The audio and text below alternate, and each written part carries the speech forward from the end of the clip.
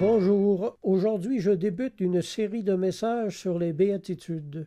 La première de ces béatitudes est celle-ci: « Heureux les pauvres en esprit, car le royaume des cieux est à eux. » En Matthieu chapitre 5, il est écrit: « Voyant la foule, Jésus monta sur la montagne, et après qu'il se fut assis, ses disciples s'approchèrent de lui. Puis, ayant ouvert la bouche, il les enseigna et dit: Heureux les pauvres en esprit, car le royaume des cieux est à eux. » L'homme est un pauvre, un grand pauvre. Je parle de sa pauvreté spirituelle. Être pauvre en esprit ne signifie pas être un idiot. Quand je dis pauvre en esprit, j'écris le mot esprit avec un grand E, car c'est bien être pauvre en Saint-Esprit dont il s'agit. Dans le langage biblique, l'expression signifie être pauvre spirituellement.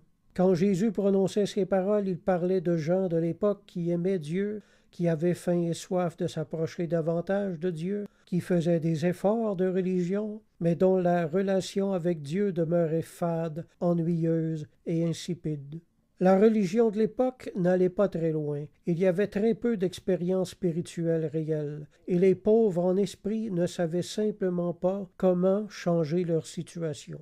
Le père Jean-Nicolas Groulx a écrit « Mon âme est la meilleure partie de moi-même ».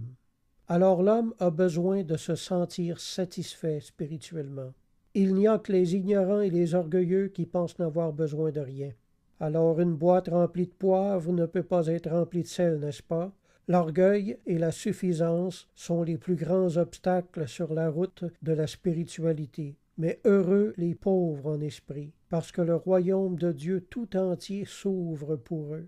En effet, rencontrer Jésus personnellement et accepter de mettre sa doctrine en pratique vous fera naître de nouveau dans un nouveau monde où les expériences spirituelles abondent.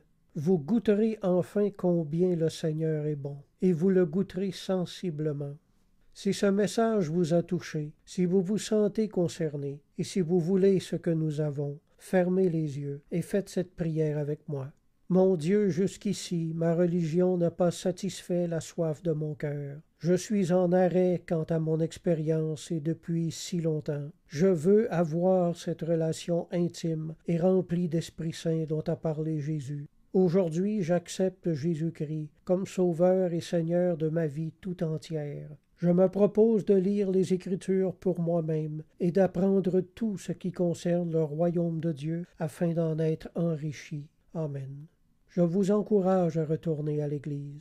Si vous avez des questions, mon adresse courriel est jocelyn041@hotmail.fr. Alors je vous dis à la prochaine, gardez la foi et la foi vous gardera.